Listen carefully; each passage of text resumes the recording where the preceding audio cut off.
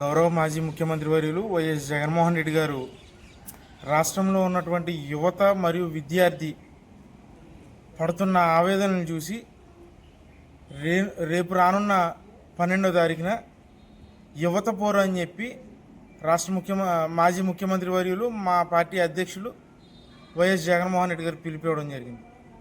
ఈ కార్యక్రమం ఒక ముఖ్య ఉద్దేశం ఏంటంటే, ఇవాళ విద్యార్థులు కానీ యువత కానీ ఏ విధంగా ఇబ్బందులు పడుతున్నారు, లేదంటే విద్యార్థులకి రావాల్సిన ఈ ఫీజు బకాయిలు ఏదైతే ప్రభుత్వం నుంచి రావాల్సి ఉన్నాయో ఫీజు రియంబర్స్మెంట్ కానీ, లేదంటే చదువుకుంటున్న పిల్లలకి అమ్మకు వందనం కానీ, ఏదైతే ఈ ప్రభుత్వం సూపర్ 6 హామీల్లో ఈ పథకాలు పెట్టి నాడు ఓట్లు వేయించుకుని ఇవాళ విద్యార్థులు మోసం చేసిన తీరుకి మా పార్టీ అధ్యక్షులు జగన్మోహన్ రెడ్డి గారు ఈ పిలిపివ్వడం జరిగింది.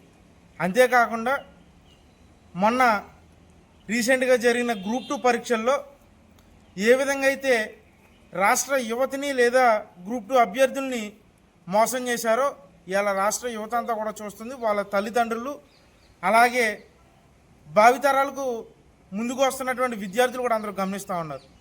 మాట్లాడితే చంద్రబాబు నాయుడు గారు ఎవరికి కూడా పథకాలు ఇవ్వకండి, ఏమి చేయకండి అని చెప్తా ఉన్నారు. అయ్యా చంద్రబాబు నాయుడు గారు, ఇవాళ ఎవరైతే యువత ఉన్నారో రేపొద్దున వాళ్ళే మనకు కాబోయే ఓటర్లు.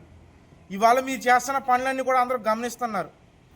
ప్రతి ఒక్క యువత విద్యార్థులు కూడా ఒక తాజ్బామ్ మాదిరి తయారై మిమ్మల్ని కాటేయడానికి సిద్ధంగా ఉన్నారు రేపు రానున్న ఎన్నికల్లో.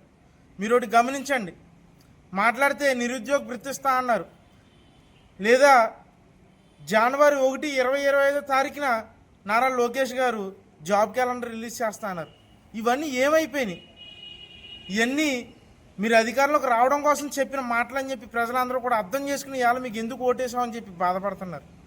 అలాగే మాట్లాడితే ఇవాళ యువతకి మేము ఉపాధి కల్పిస్తున్నాం అని చెప్పి మొన్న సాక్షాత్ అసెంబ్లీ సాక్షిగా గవర్నర్ గారి స్పీచ్లో చూసాం. దాదాపు 4 లక్షల ఉద్యోగాలు వీళ్ళు ఇచ్చేశారని చెప్పుకుంటున్నారు.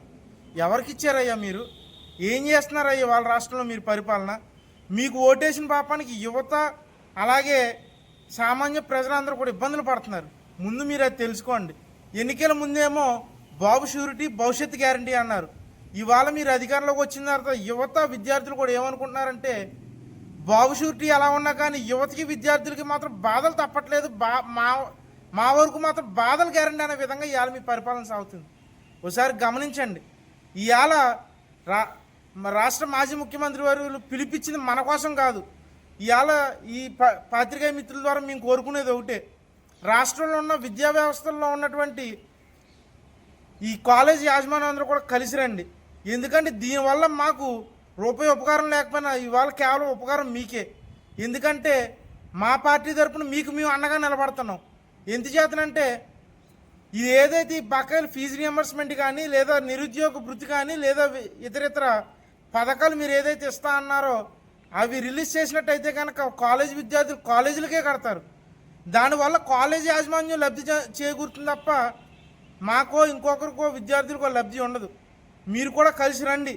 రేపు జరగనటువంటి 12వ తారీఖు యువత పోరుబాట్లో మీరందరూ కూడా చైతన్యవంతులు అయ్యి ఈ కార్యక్రమం జయప్రదం చేస్తారని చెప్పి ఈ మీడియా సమావేశంలో నేను తెలియజేయడం జరుగుతుంది.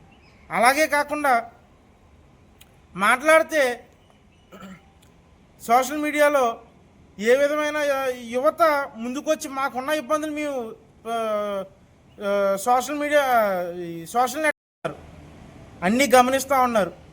ఒక అడుగు ముందు వెనక అంతే. రానున్న రోజుల్లో ఖచ్చితంగా మీకు బుద్ధి చెప్తారు. దీనికోసం యువత అంతా కూడా తరలి వచ్చి రేపు జరగబోయే 12వ తారీఖు కార్యక్రమం జయప్రదం చేస్తారని చెప్పి కోరుకుంటాను. Thank you.